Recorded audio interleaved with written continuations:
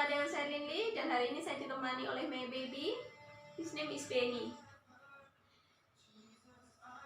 Saya teringat ketika saya waktu itu masih kecil, saya pernah melihat satu acara di televisi, di mana orang beribadah secara online atau di depan televisi. Pada masa itu, ibadah online tidaklah familiar dan banyak orang memberikan komen atau berkomentar bahwa ibadah yang dilakukan secara online ini seakan-akan kurang esensinya, tidak merasakan kesungguhan, atau mereka dikatakan mereka tidak benar-benar beribadah seperti itu. Kemudian satu kali ketika waktu itu saya tinggal di Surabaya, bos saya itu pernah bersekolah di Amerika, dan waktu itu pernah satu kali dia membawa saya ke gereja dia, di mana semua adalah foreigner. Dan jujur waktu itu saya belum pernah beribadah dengan foreigner. Pernah ada di gereja yang saya biasa datang itu ada foreigner, tapi biasa 1-2 seperti itu. Tetapi yang saya maksudkan di sini, waktu saya ikut dengan bos saya, itu hampir semuanya foreigner, dan saya satu-satunya seolah-olah yang seperti orang asing di sana, ya kan. Kemudian saya pernah mengikuti juga ibadah untuk anak muda atau untuk youth, dimana biasanya untuk usia 14, 15 sampai 35. Ada satu kali mereka beribadah menggunakan band dia, musik, menggunakan musik rock atau metal, dimana rock atau metal musik dia kan yang dam dum seperti itu. Lepas itu dia orang pun bermakeup yang sedikit ekstrim. Kemudian saya juga pernah mengikuti satu ibadah di mana itu untuk gereja yang boleh dikatakan gereja orang tua, karena yang mengikuti ibadah pun hampir semuanya boleh dikatakan sudah berumur. Ibadahnya itu sepi, senyap, seolah-olah sangat tenang seperti itu. Untuk orang muda tentu saja itu boleh dikatakan terasa membosankan. Tapi biasanya saya akan mengikuti ibadah umum, di mana itu tidak untuk dari anak-anak atau untuk orang dewasa sampai orang tua. Biasanya mereka ibadahnya musiknya lebih rancak, tetapi tidak ada musik metal atau musik rock, dan kondisinya pun tidak setenang ibadah untuk orang-orang yang boleh dikatakan untuk orang tua tadi. Kemudian saya juga pernah melihat, dan saya juga memiliki beberapa kawan yang beribadah atau berasal juga dari Afrika, di mana orang-orang Afrika ini biasa kalau mereka beribadah, mereka akan menyanyi, bersorak, menari dengan sangat antusias. Bahkan ada sebagian dari mereka akan membawa peralatan sendiri, misalnya tamborin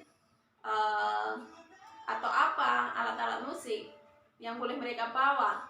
Mereka akan memainkannya ketika beribadah, dan mereka tidak akan malu berdiri dari kursinya, keluar menyanyi, menari dengan sangat bersemangat. Mungkin untuk orang yang tidak terbiasa pun akan merasa ini sesuatu yang lain seperti itu.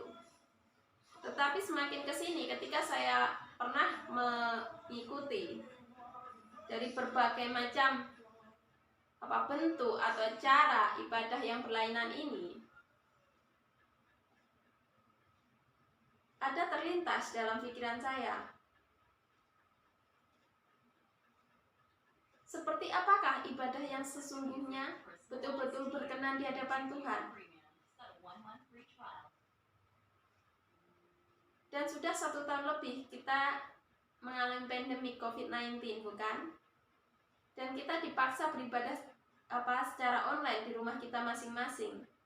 Pada awalnya, sebagian besar dari kita, saya percaya, merasa tidak nyaman, merasa sesuatu yang kurang, esensi dari ibadah itu. Dan itu juga membuat saya bertanya-tanya, di manakah tempat terbaik atau tempat yang betul-betul Tuhan inginkan kita beribadah kepadanya? Sebelum kita mengalami, sebelum kita melihat dunia seperti sekarang ini, jauh sebelum itu, di dalam Alkitab telah dituliskan di mana dan seperti apa seharusnya kita beribadah. Mari kita lihat bersama-sama di dalam Alkitab kita, di dalam Perjanjian Baru, yaitu di dalam Yohanes 4, Yohanes pasal keempat, ayat yang ke-20 sampai 26. Saya akan membacakannya. Nenek moyang kami menyembah di atas gunung ini, tetapi kamu katakan bahwa Yerusalemlah tempat orang menyembah. Kata Yesus kepadanya, percayalah kepadaku, hai perempuan, saatnya akan tiba bahwa kamu akan menyembah Bapa bukan di gunung ini dan bukan juga di Yerusalem. Kamu menyembah apa yang tidak kamu kenal, kami menyembah apa yang kami kenal, sebab keselamatan datang dari bangsa Yahudi. Tetapi saatnya akan datang dan sudah tiba sekarang, bahwa penyembah-penyembah benar akan menyembah Bapa dalam roh dan kebenaran, sebab Bapa menghendaki penyembah-penyembah demikian. Allah itu roh, dan barang siapa menyembah Dia harus menyembahnya dalam roh dan kebenaran. Jawab perempuan itu kepadanya, aku tahu bahwa Mesias akan datang, yang disebut juga Kristus. Apabila Ia datang, Ia akan memberitakan segala sesuatu kepada kami. Kata Yesus kepadanya, akulah Dia yang sedang berkata-kata dengan engkau. Demikianlah sabda Tuhan. Jadi, di dalam Yohanes pasal keempat ini, itu ada percakapan Tuhan Yesus dengan perempuan Samaria. Dari sana kita mengerti, kita belajar, dan kita memahami bahwa tempat di mana kita menyembah, tempat di mana kita berdoa, tempat di mana kita beribadah bukanlah suatu masalah bagi Tuhan untuk Dia hadir di tengah-tengah kita, untuk tetap mencurahkan berkat-berkat-Nya, untuk tetap mendengar segala seruan kita. Jadi, dimanapun kita beribadah, entah itu di rumah kita atau di mana saja, terutamanya pada kondisi-kondisi seperti sekarang ini, di mana kita melakukan ibadah kita secara online, Tuhan tidak memandang tempat, tetapi Tuhan memandang hati kita. Karena di dalam hati kita lah tempat Tuhan tinggal. Tuhan juga tidak memandang bagaimana cara kita beribadah. Entah itu kita beribadah di dalam keheningan, di dalam kesunyian.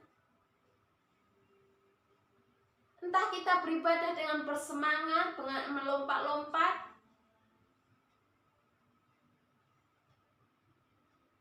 dengan menari, dengan berbagai ekspresi yang boleh kita lakukan. Tuhan tetap berkenan dengan ibadah itu. Tetapi syaratnya, itu semua Tuhan lihat dari hati kita. Apa tujuan kita menyembah Dia? Apa tujuan kita melakukan ibadah ini? Apa tujuan kita menari di hadapan Tuhan? Apa tujuan kita menyanyi baginya? Apakah hanya dengan kita untuk mencari kesenangan, kepuasan diri kita sendiri? Atau kita untuk menunjukkan pada orang lain bahwa kita bisa berbuat itu? Kita bisa menari? Kita bisa menyanyi?